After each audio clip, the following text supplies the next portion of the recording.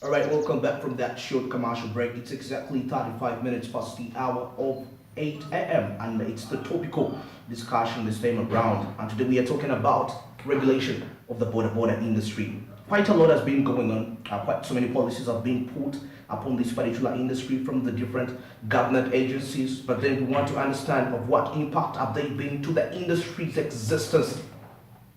Are they really favorable? Could there need to be some adjustments? And of course, that and more coming up in this topic of discussion. And with me on set is the Senior Operations Manager, BODA. And of course, he's going to make a further introduction of himself briefly as we get into these matters regarding the border industry. Bosco, Sir, happy to see you here. happy to be here too. Yes, sir. Yeah. Good morning, everyone. Good morning, our viewers.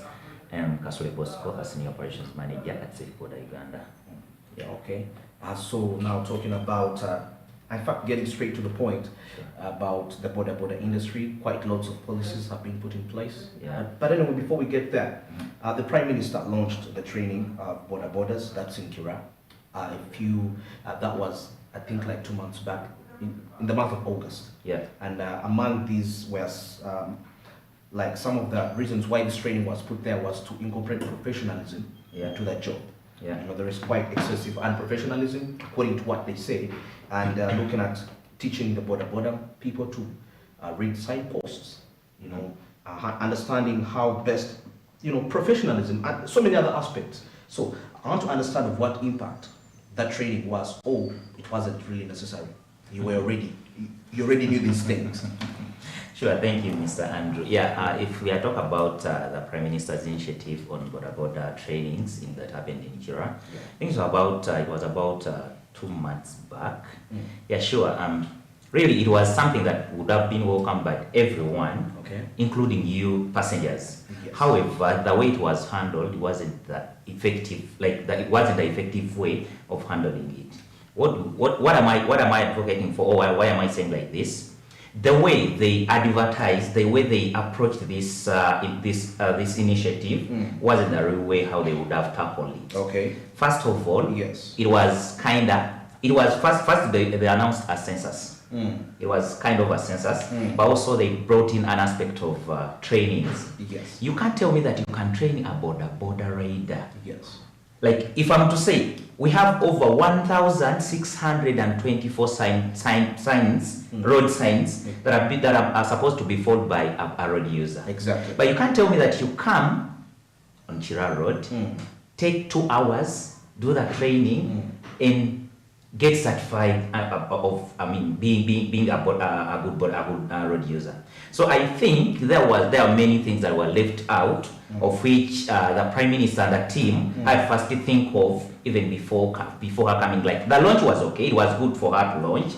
However, they would have gone further to do more research on what to train borders. Okay. Exactly. So 2 hours wasn't enough. It wasn't enough. It wasn't effective at all. So according to you, what is the appropriate way a border should be trained? Exactly. For us at Safe Border, we do trainings. We do train borders. We have a clear, we have an arrangement of every border who comes for a training. So for my case, from the experience I have, I think this is something that would have taken at least for about a week, 7 days. A week. Okay. Those are like 8 hours in a day, because there is a lot they need to understand. In the border industry, as you know, we have no any entry point of a border. If you have money, you just go and buy a bike. After buying a bike, learn how to drive. Not even learning, I don't know how I can call it, because learn how to start it. If you understand, if you get the skills of starting a bike, then you become a border. So from the instance of from the experience I have in the border industry, I think there is a lot a border rider must know even before hitting the road. Okay. So from the what was done by the Prime Minister, I think it was good to launch, but what was being taught wasn't the appropriate thing. Wasn't the appropriate training that a border could get. Okay. Yeah. So literally, I'll say that it was of less impact to the industry. Yeah. If I may tell you, I'm sure everyone is watching, but I was among the trainees. I went there And to witness what exactly they're training. Okay. But I'm sorry to say, it wasn't impactful. Impactful Yeah, at all. at all. So now you being a part of the players, of course, you have a voice. Sure. In what way are you trying to persuade government to initiate such more trainings? Because I believe if you try to, you as a company to do these trainings, it's a little costly. Sure. But government initiatives, in most cases, because I don't think there is anybody who paid for that. I mean, it was all government resources, right? Yeah, my dear. How far have you gone in terms of, trying to push for more of this? Okay, if you feel like it's not working out very well, are you trying to advise the stakeholders? Because quite so many reports are coming up regarding this industry. Yeah. And I believe you're professional in what you do. Yeah. Any initiatives you're taking place to, you're trying to put up to ensure that you try to influence government to put the proper trainings, advise government in this case. Yeah, in this case, what I would advise the government is, first of all, you have stakeholders who have so far showed interest that they can do this. For example, if I may tell you, if I may tell you about like what we are going through at the moment, whenever I visit or I approach like big offices, or whenever we have like trainings or meetings somewhere, everything they do, for example, like a month ago, we had the road safety campaign, something of that kind. It was launched by the minister, the state minister for works, Mwami Katumba Wamala. So it was launched at Mestel Hotel. Yeah. What was there was, what if every border is like safe border? So if at all, even people in the government can see that safe border has brought something, has done an impact, has brought an impact in the industry, why don't they like give trust or trust safe border or organizations like safe border to take part in the trainings, because we have the masses, you understand? They believe in us. Right? For information, when you saw border right on the road, when he comes across or when he comes closer to a police officer, he feels like, my time, I'm done. You understand? So there is that fear. So you can't tell me that this very person who has fear in that very person, in an officer, and that very person will train the person. It can't. So I think for just a small piece of advice to the government, let them collaborate with organizations like Safe Border. If at all there are other organizations like that can do the same job like Safe Border, I think it will be something of their good for them to have this border training. But them doing it, it won't be easy. Because, for example, I was once a border rider. I know everything that happens on the road. Every single thing that happens on the road. So if it comes to training my fellow rider, it will be very, very easy, like a lady. Like having chips things of that kind. So the only piece of advice I can give to the government is to make sure that they come work with organizations like Safe Border. We have the content. We know what we are supposed to train on the road. Yes, we have people like physical planners, what, like from KCC and Minister of Works. Those people, yes, they have everything on paper, but on ground, they are not there. They are not there. They are not there. Now the question is, despite encouraging government to do all these, are there steps? Is there a hope that you're going to take initiatives to go? Because if you wait for the government to come and consult you, it may not happen. But I believe if you take this initiative and you go yourselves and you propose this deal to the government, tell them this is what I have on paper, and then they start to think about it. And if possible, putting a deadline to when it should be, because the industry is dying. Mr. Andrew, we have a problem in Uganda. We propose a deal, but we also have dealers in the government. Okay, dealers in the government. Exactly. So even if you have a clean, a smart, and I don't know how I can term it, and you propose and you present to them, then the dealers come in. How do I benefit? For these people, they don't benefit from. For their case, they want direct benefits, financial benefits. We have done things of this kind. We have presented our proposals. The Minister of Works, exactly, Minister of Works, KCCA, and actually they know whatever we are doing. And they know that they are sure that Safe Border has the capacity to train borders in the city, because over the past 6 years we've been leading with examples. We've been the leaders. Yeah. So if at all we've done it like on a basis whereby we have not anything like support from the government, what if they support us at the moment? Okay. We've been doing it at an non-government organization level. If at all now we get support from them, what do you expect? Because it's clearly indicated on the road that whenever you travel or whenever you're using a border, at least safe border is the way to go. But we've been doing it like on a personal level, like on an individual, like I don't know. This is something of this being a private sector. I mean, something that follows under a private sector. We haven't gotten any funding, anything. But what we've done is something that we can recommend, that can be recommended by everyone. So if at all you get support from the government without these dealers like intervening, I think we are good to train borders, and we can give it like, for example, we started in 2014, 2015 we kick-started our operations. 2016 and 2017, 2018, those 3 years were booming in Kampala. Okay. But when COVID came in, COVID did sabotage everything. Definitely. So after that, we are also trying to recover. But also the recovery process requires a lot of funding. I mean, requires a lot of resources. I mean, we need money. You understand? We need money because everyone who went through, I mean, you can remember what everyone went through. Yes. These people went back to villages, sold off, I mean, their gears. They repainted them. They did everything fishy. I mean, exactly. So I think we just need to work with the government. The government just need to work with us. We are licensed. If at all they license us, what do you mean that they don't know whatever we're doing? They know everything. So what they need is to put aside the ego they have, because they have that feeling. How will it happen? I mean, how will it be heard in the ears of Ugandans that a non-government organization has led this, and it has led to the success. I mean, you understand? Yes. So there's that fear from them, but I think it's all about putting their ego aside and maybe work with the stakeholders who can do the improvements in the industry. So the government should put its ego aside. Exactly. Exactly. Probably it's delaying the implementation. Of course, there's nothing they will do. Let me tell you one thing. I started BODA after school. I started BODA in 2006. Okay. 2006. I don't know how old were you. 2006. 2006. Should I tell you how old I was? So that aside, so I started doing BODA. It's 2014. That's when I met Mr. Ricky. Okay. He was also once a BODA rider. Yeah. I was like, man, I have an initiative.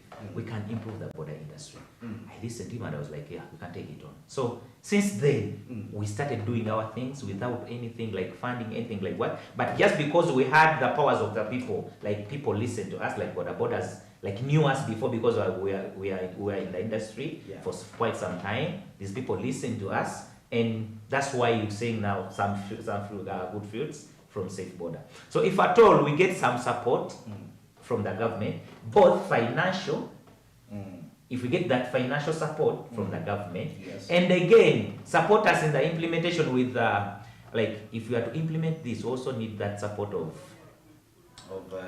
Chibok. So it has to be why that? Exactly. Why that? It's because you see, let me first take you back a little bit. All right. When we're doing our business, I mean our initiative of like making sure that we bring something in the border industry. There are those other borders who are like, we can't do that. But if at all you have that arm of the government within the Safe Border, the Safe Border company, I think that can create a little bit of fear in the border guys. You know what? Safe Border now is the only way to go. If you're not in Safe Border or in an organization like Safe Border, that means you are out of the city. So it's all about the government coming out, say, you know what you want from borders, we have given Safe Border mandate, these two or three companies mandate to manage borders in Kampala. Okay. So if any mistake is being done by a road user or a border rider who follows under a certain group, it is not the border to blame, it is the company to blame. So then the company will take an initiative to make sure that they have clean products or clear products that they produce. Okay. You understand? Okay. So it's the only way on how we can manage or we can organize border in the city and even across the country. But if it's a government to do this, ever since I started border every year, borders, you are not supposed to be in that. You are not going to be in the city next year. It's now close to 20 years. Nothing has ever been done. that. Yes. All right. I know you've been discussing, and there is something you mentioned about companies. But what I got from this entire aspect is are you trying to call for that the border borders should at least belong to companies to make such works, this formalization? You know, like if you have the safe border, we could have another. You know, it could be called any other name. Sure. Right there, because majority are for individuals. Exactly. Now let's talk about that. How dangerous is it when we have individuals owning border borders and they are not accountable to anyone? You've already answered. They are not accountable to anyone. They are not accountable. Let's look at the danger. The dangers. Yes. Monitoring. First. There is that aspect of this is my bike. No one. It doesn't belong to anyone. It's my business. I'm the one who formed this business. Yes, we understand. You started your own business. But we need also to introduce sanity. You need sanity in the same business. So okwati wako. Like it's something that everyone that should embrace, that if at all I own my bike, but I need to be under an association or a group. Actually, for the associations, I don't think that will work. For example, let me give you something of sort. I happened to go to Malaysia, Indonesia, in a city called Jakarta. There are many borders more than those in Kampala. Sure. Exactly. But in Jakarta, they have three kind of companies. That is Gojek. You can Google Gojek. Gojek is in Jakarta. Actually, we've been whatever we've been doing is kind of the way Jakarta does it. Okay. I mean Gojek in Jakarta does it. They have Uber, but Uber is more of it's like they do deliveries. Okay. And they have there's another company, Grab. Okay. Grab is also in Jakarta. Okay. You'll never see any police officer, any KCC officer running over that. Like fighting with a border rider or a motorist on the road.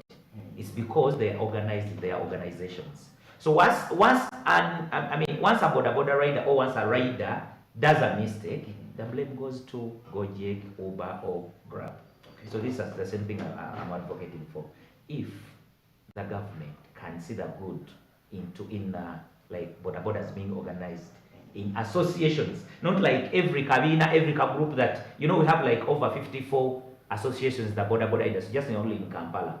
There's no Mukono, Kampala, and Wakiso. They are not there. Mukono, Entebbe, and Wakiso are not inclusive. So if at all the government comes up like as they came up last time with the trainings at Ikira Road, and they say, you know what? No more jokes. Yeah. We have three organizations. Please, if you feel that you can't belong into one of them, out of the city. Okay. These people, the city will be. Just take an example of last time when Afane Napima came out. We are going to impound every border rider who doesn't have a reflector. Everyone who doesn't have a helmet, go down on the streets. Everyone is putting on a reflector. But will it last? No, because it was not made to last. Why? It was kind of, for me, during my analysis, I realized that it wasn't a road safety campaign. Okay. It wasn't. It's not a campaign. We shall get to that after the break.